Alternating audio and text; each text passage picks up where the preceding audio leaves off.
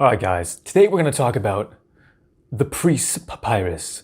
Now this isn't the Prisse Papyrus, this is just a book of Egyptian literature, as you can see. Now this is actually, I recommend this a lot because it's a great compendium of short little translations of Egyptian literature throughout the different dynasties. And I think this was actually kind of a groundbreaking book. For some reason, like maybe these works hadn't been translated before, or they were just old translations. I don't really know. But anyway, this is great. But however, what I'm getting at is towards the end, we have a little known text called The Teaching of Ptahhotep. Okay? Teaching of Ptahhotep. Now, I found this simply through my research, just, going through Wikipedia. I always follow the hyperlinks. I always click on different things. So when I saw the Maxims of Ptahhotep, that really spoke to me. That really stood out, especially because it was purported to be in what's called a wisdom genre of literature. And so I was like, wow, Egyptian wisdom. Let's check that out. Oh yeah, check that out. Egyptian wisdom. Let's check that out. So I didn't check it out for a long time. It was on my to-do list for a long time. And I forget how it came up again in recent times. Maybe I finally just manned up and researched it, but I got into Egyptian things a lot recently, and I picked this up because I knew it had the Maxims of Ptahhotep in it, as well as Amenemhat, and I think Kagemni as well. The fragments of Kagemni. Anyway, what is the nature of this document? It was probably written in the 1800s BC, but like the setting is attributed to Ptahhotep, the vizier of the king of the 5th dynasty, Djedkara Essesi, which was 2300 BC. So they kind of did like a little time warp thing for the sake of credibility. But anyway, what this consists of is 36 sort of, they're not sentences, they're like little blurbs, I guess you could say, of wisdom. And the main premise is that the next generation comes in without wisdom. So it's up to us as the older generations to pass on what we know and train them.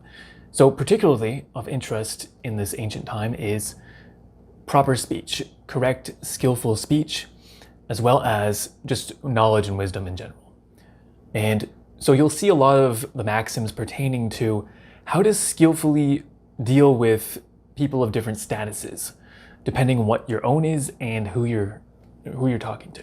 So for example, are you talking to an elder, a senior, a subordinate, or an equal, for example? And there's a heavy emphasis on honor. There's a very high emphasis on keeping silent as a means of honor. And in light of conflict, right? When there's a conflict between people. And the reason for this is because apparently there's a lot of people watching these conversations a lot of the time. So I don't know if the context is supposed to be within a court setting, or if that's just how daily life was. Because it's always like, if you're, if someone's screaming at you and they look like a fool, if you keep your composure, then you're gonna look like the one who is honorable and has a good reputation, okay? So a lot of them pertain to things like that. There's a lot of useful life wisdom in general. For example, let me give you a few examples. Okay, if you're a leader, seek out every effective deed so that your conduct may be blameless. A lot of you leaders out there, you need that one. Okay, the fact that no wrongdoing attains its goal. In the end, it is justice that lasts. And that's kind of like obviously wrongdoing can persevere, but he's saying like in a karmic sense, kind of like what Jesus was saying when he says, the heavens and earth may pass away, but my word will never pass away. Because what the word is, what the law is, he's talking about the universal law, which never fades away. It's always upheld, okay? And then another good one here is that do not make people terrified, God punishes accordingly. And people's designs never come to pass. It is God's commands that come to pass. So live peaceably, okay? So there's about 36 of those, and there's a nice long epilogue. I highly recommend it. This book wasn't too expensive. It was like 12 bucks maybe.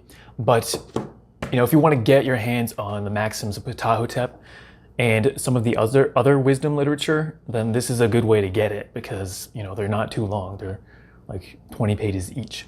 But one thing that I forgot to mention is that on the Prisse papyrus that I mentioned earlier, now that has the only complete version of the Maxims of Ptahhotep. I believe there's 3 other versions, but they're not complete. However, the interesting thing is that on this papyrus there is also what's called the Maxims of Ptahhotep, and there's only 2 sentences at the end of it though, so we don't have that full work. We just have evidence that it existed. And last, I just want to mention a few names of the other wisdom literature out there, just to pique your interest. Okay, so these aren't included in that papyrus, but we have the teaching of King Amenemhat I, as I mentioned, the loyalist teaching, the teaching of Kheti, or Kheti as it would actually be pronounced, and the teaching of Ani. Okay, so these are things that I didn't know existed except for in the course of my research. So I find it valuable to throw those out there for you guys, just so you know these things exist. And actually, I wanted to read you a little fragment from Amenemhat I. So he says, "Success will not come to he who willfully disregards experience." Very important. Don't be negligent with observing experience. Otherwise, you're going to keep making the same mistakes over and over again. Okay? So thanks for listening, guys. I'm glad that you're interested in Egyptian literature like I am. So I'm going to link this below if you're interested. And yeah, be sure to hit like, subscribe. Feel free to donate to the channel if you want to support my mission to spread the spiritual word across the world. And I'll see you guys next time. Peace out.